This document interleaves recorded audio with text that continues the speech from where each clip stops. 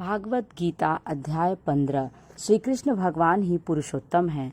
20 श्लोक वाले इस अध्याय में अपरा, परा और ईश्वर का विस्तार से वर्णन किया गया है।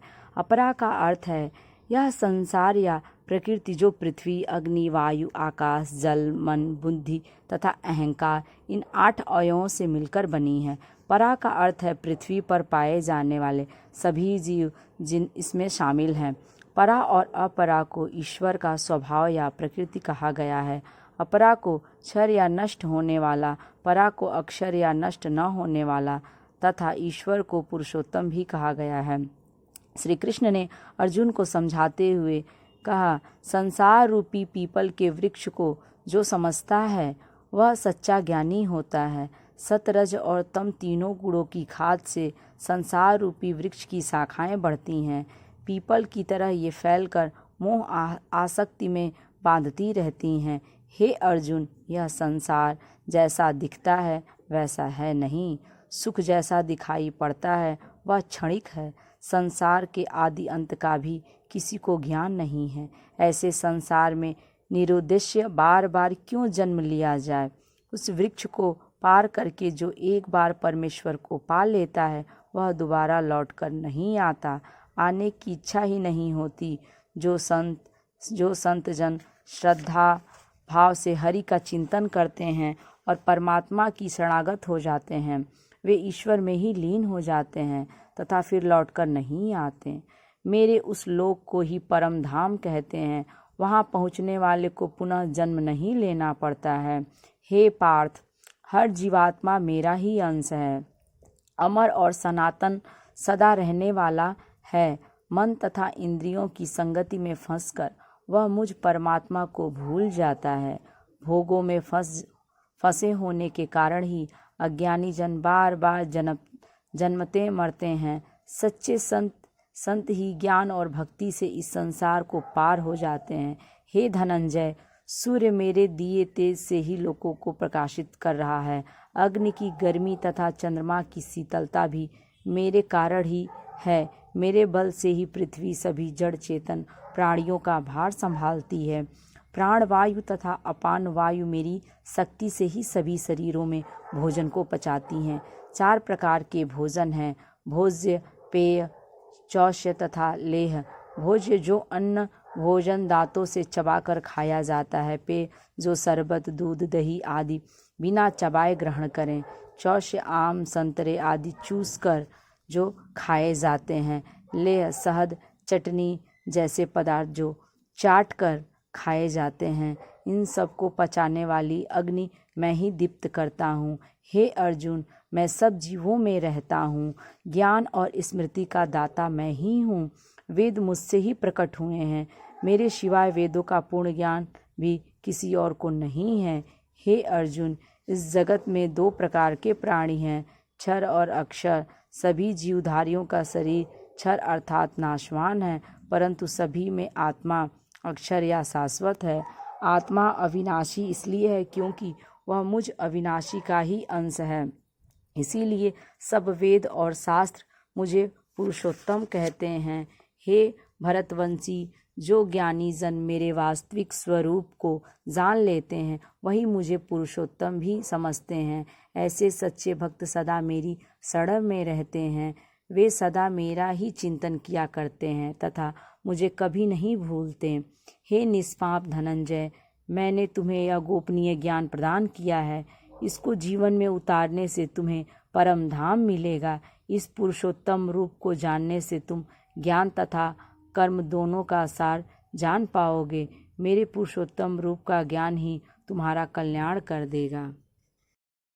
अध्याय 16। दैवी और दानवी संपत्ति का विभाजन। इस अध्याय में 24 श्लोक हैं।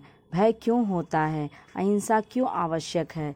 सत्य भाषण का प्रभाव, क्रोध का त्याग, संसार की कामना का त्याग, मन की बुद्धि। इस अध्याय में ऐसे ही विषयों का वर्णन किया गया है। मनुष्य के कल्याण के लिए किन गुणों का होना आवश्यक है, दुर्बुद्धि से होने वाली हानियाँ इत्यादि विषयों का स्पष्टीकरण किया गया है। मनुष्य गलत कार्य से जो संपत्ति इकट्ठी करता है उससे उसके जीवन की शांति छिन जाती है और इसके प्रायश्चित के लिए उसे नीच योनियों में जन्म लेना पड़ता है। शुद्ध अंतःकरण मन से ही ज्ञान पाने की इच्छा, दान, निर्भयता, योग सीखने तथा अभ्यास करने को तत्पर, यज्ञ, स्वाध्याय और कर्तव्य पालन के लिए हर प्रकार के दुख सहने की क्षमता, सरलता, झूठ तथा क्रोध से बचना, राग द्वेष का त्याग, निद्रा करने से बचना, लोभ से बचना, तेरा मेरा के भाव से दूर रहना, कोमलता, चंचलता छोड़ लज्जाशील और सरलता का स्वभाव, तेज और शक्ति होते हुए भी विनय और क्षमाशील होना, मान सम्मान के लिए पाखंड न करना, ऐसे सभी लक्षण जिनमें हों उनके पास दैवी संपत्ति है, ऐसा मानना चाहिए। इसके विपरीत अहिंसा, सत्य भाषण, क्रोध न करना, संसार की कामना का त्याग, अंतःकरण में राग द्वेष जनित हलचल का न होना, चुगली न करना, प्राणियों पर दया करना, सांसारिक विषयों में न ललचना,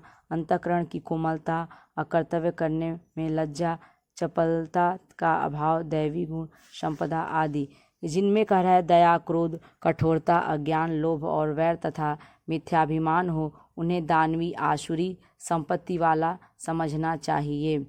दैवी संपत्ति मोक्षदायिनी तथा आसुरी संपत्ति बंधक देने वाली होती है। आसुरी संपत्ति वाले शुद्धि का विचार नहीं करते हैं। शारीरिक तथा मानसिक अशुद्धता उनकी आदत में ही होती है। बोलचाल में झूठ का प्रयोग वे बिना विचारे करते रहते हैं।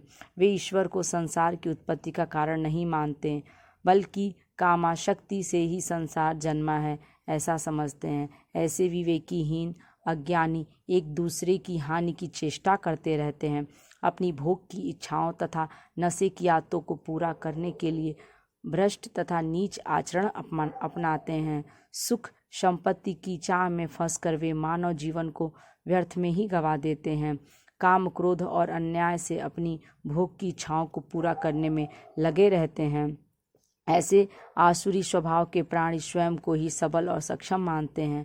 स्वयं को अमीर ही नहीं, जन साधारण से ऊपर मानते हैं। अन्याय और अधर्म से कमाई संपत्ति में से दान देकर वे पाप मुक्त होने का विश्वास करते हैं।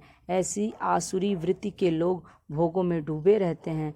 मृत्यु के पश्चात उन्हें नरक की यातनाओं में जलना पड़ता है। धन पद के अहंकार में चूर हुए ये लोग यज्ञ भी विधि विधान से नहीं, अपने तरीके से करवाते हैं। अहंकार तथा ज्ञान में डूबे हुए ये लोग ईश्वर तथा ईश्वरीय विधान को भी अपना शत्रु मानते हैं। उन्हें मैं बार बार आसुरी योनियों में ही उत्पन्न करता हूँ। वे अपने कुकर्मों के फलों से स्वयं को ही बांध लेते हैं। काम, क्रोध तथा लोभ तीनों नरक के ही द्वार हैं। जीवात्मा इनमें फंसकर बुरे कर्मों में लग जाता है। जितना भी हो सके इन तीनों दुर्गुणों से बचना चाहिए।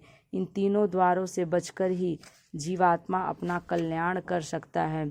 वही इस संसार के बंधनों से मुक्त होकर भगवान के चरणों में जाने योग्य बनता है। इस प्रकार 16वां अध्याय पूर्ण हुआ। यदि वीडियो अच्छी लगे तो लाइक करें और यदि मेरे चैनल पर नए हैं तो इसे सब्सक्राइब करें।